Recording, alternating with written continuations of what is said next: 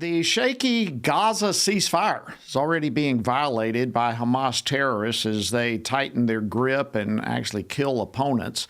And Secretary of State Marco Rubio is saying that Gaza's security force must include only countries that Israel trusts, and Hamas cannot be part of Gaza's future government. And joining me now with all the latest on what's happening is Washington Stand reporter Casey Harper. Casey, give us the latest, if you can. What in the world's happening there with this very shaky ceasefire between Israel and Hamas? Yeah, Jody, thanks. It's quite the situation down there. But there's a big question in all this has been, will Israel be forced to let these adversarial countries like Turkey, for instance, have a military presence for security in Gaza? But U.S. Secretary of State Marco Rubio, while speaking in Israel, he seemed to put those fears at ease. He says plans for a new security force in Gaza will only include countries that Israel is comfortable with, which is a big development. Now, Rubio said they're still working on getting those deceased hostages, and he also touched on another contentious question. Who is going to govern Gaza? Let's listen in.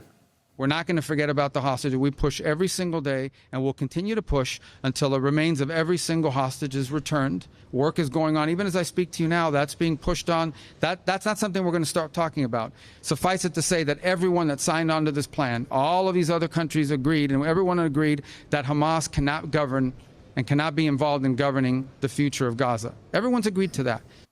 Well, Rubio's there in Israel on the heels of Vice President J.D. Vance's visit, who are all trying to hammer out President Trump's Gaza peace plan, Jody.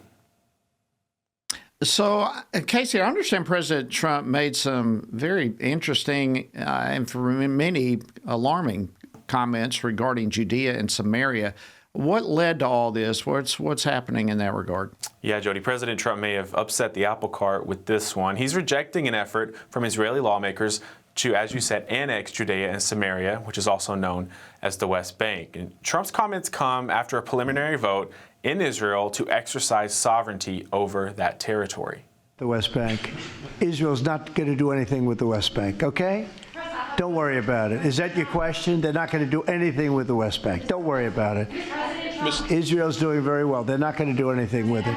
Now, that certainly raised eyebrows. Senior U.S. officials, including Vance and Rubio, have been in Israel this week, reinforcing that same controversial message, Jody. Well, I can surely tell you here, Casey, we here at FRC, and I'm sure millions across the country, strongly believe that Judea and Samaria are the biblical heartland of Israel. So certainly, as you say, that raises some eyebrows. I'm sure it certainly does. If we can, let's shift gears a little bit, Casey, to the government shutdown debate. Boy, it's beginning, it looks like, to affect everyday Americans. Yeah, that's right, Jody. And it's only going to get worse if they don't sort this out. Government shutdown, as you know, we're on day 24, the second longest in history. And if it goes any longer, travel plans could be disrupted. In fact, Transportation Secretary Sean Duffy said that travelers should expect more flight delays, as we have about 13,000 air traffic controllers and 50,000 TSA officers who are going to be working without pay. If we don't have enough controllers, if we have controllers that are more stressed and less able to do the job, we pay close attention to that, and we will reduce the capacity of airplanes taking off and landing, or we will cancel flights. Duffy went on to say that the FAA's training academy is actually running out of funds, and some students have already dropped out.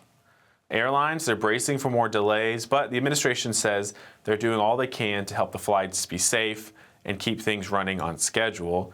But meanwhile, as you know, paychecks for our troops, it's been a big issue.